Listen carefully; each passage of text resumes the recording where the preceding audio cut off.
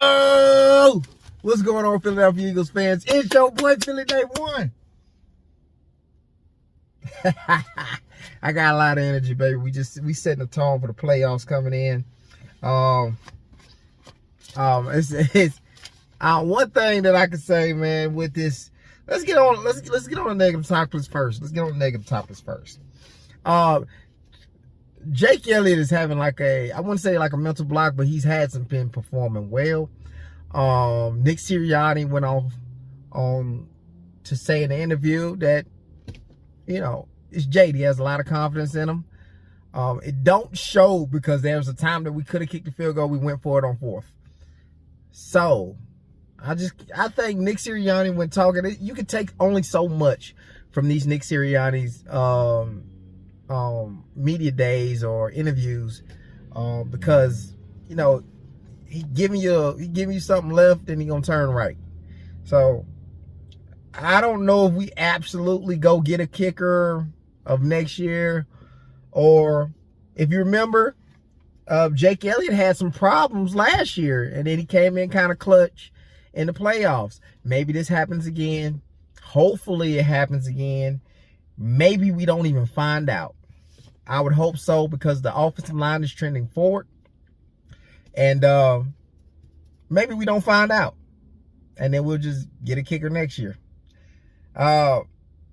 We also got Tyler Sting, man. After the fight against the Commanders, Tyler Sting was said that he might be getting a suspension. Lord, we don't need no more movements on the line. But we've seen that that is false. He's not getting a suspension. He's actually he dodged any games to be lost. So we can continue to build with the offensive line for this year. Saquon Barkley spoke on the fight and what happened, and I got that on a video for y'all so y'all can see that. Cam Jurgens was talking about the tush push. For people who don't know, the tush push has not been as successful as it's been in recent years. It is down at 63% success rate for the tush push this year. You might as well run a regular play. And he talks about why. And maybe it's over. We got BG. Brandon Graham was moved into the defensive tackle position, and he has been thriving. 3 sacks in the last 2 games. Brandon Graham is actually in the interview talking about that, and a lot of people are shocked. I got a really interesting take on this. A lot of people are shocked that he's having all this success. I'm not. So let's get into it.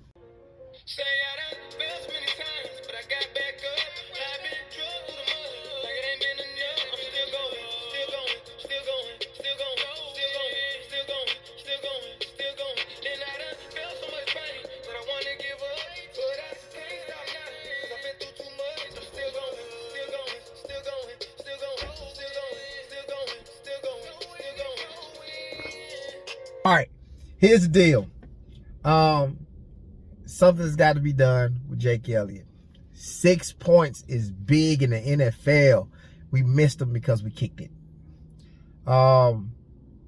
He seems very frustrated about it as well. Not exactly. I guess you could say the ones I'm coming through a little quick on a few of these, but I feel like I have a pretty good plan, and then go out there and you don't execute, and it's frustrating.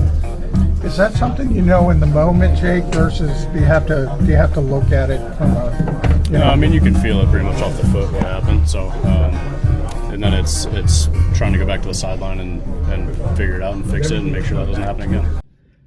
He seems very frustrated. You know what I'm saying? He says it's frustrating, but again, he had the same woes last year. Regular season wasn't that great.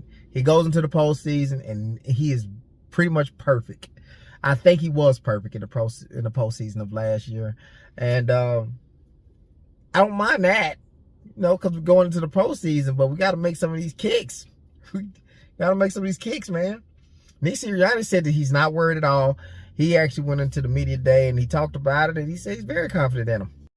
I have the utmost confidence in Jake. I think like any team, you have ups and downs, and that's just not offense, defense, that's special teams, and that's your kicker too. I have a ton of confidence in him that you know, he'll respond. He'll rebound from this because he's mentally tough and a great kicker. And you know, we have the utmost faith in Jake moving forward. Yeah. So it seems to me that there's going to be no change. I don't know if he started looking elsewhere for a kicker. I don't think none of that. But, you know, Nick Sirianni don't tell us all the stuff, man. It's like having your head coach be Nick Fury. Tyler Steen was said that he was going to be suspended. I heard 10 games. I immediately thought that it was fake news, but I was worried. 10 games is the rest of the postseason. We ain't even finna play 10 games. 10 games is crazy for an all-out brawl. Nobody got injured. They threw a couple of push punches. Like, it wasn't a real punch. So, I just thought 10 games was kind of ridiculous. And I was really, really hoping that that wasn't the case. And it's not. He won't get no suspension. Now, he might get fined, but he won't get suspended. So, there you have it. He's actually been playing pretty darn well. We actually got a play right here. Brian Baldigger is gonna break down Tyler Steen. Really good play in the run.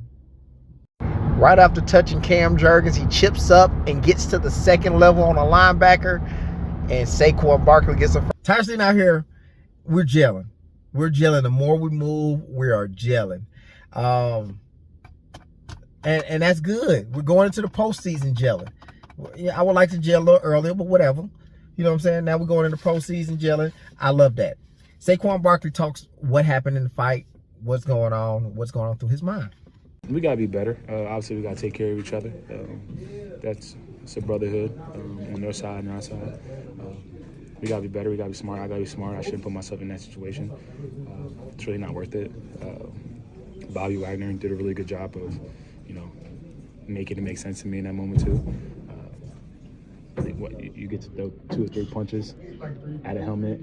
Hopefully you don't break your hand just to say you're a tough guy. Like, it's not really worth it. Like, and you lose a lot of money too. So we got to be better there. But you know, I guess it was a theme. We looked back at one point, the fans was fighting in the thing, and I guess it kind of carried over to the game. But it's chippy out there, and we have a lot of history with this team, especially, you know, since I've been here, and then they have it in the past. But this team don't like us. It's just the truth, and we don't like them either. But we gotta keep it football. And how did that 40-yard run? You know, I just think it was, you know, it's heated. They don't like us, we don't like them, that kind of thing, man. And it kind of spilled over. It started with Demarius Cooper, and Tyler Steen was like, I got his back. I think you love to see that, but then you don't want to see the consequences behind it. So I'm kind of with like everybody, man. That's your brother. You go help your brother. You got to look out for each other. But in the same sense, we got to be smart too. So Cam Jurgens was asked about the tush push, and as we said, I don't know, man. I think credit to them guys. I mean, they did a great job forcing it, and you know, I need to look at the false start a little bit more, but yeah, credit to them. I mean, good squad out there. They're calling a lot more penalties on it. They are.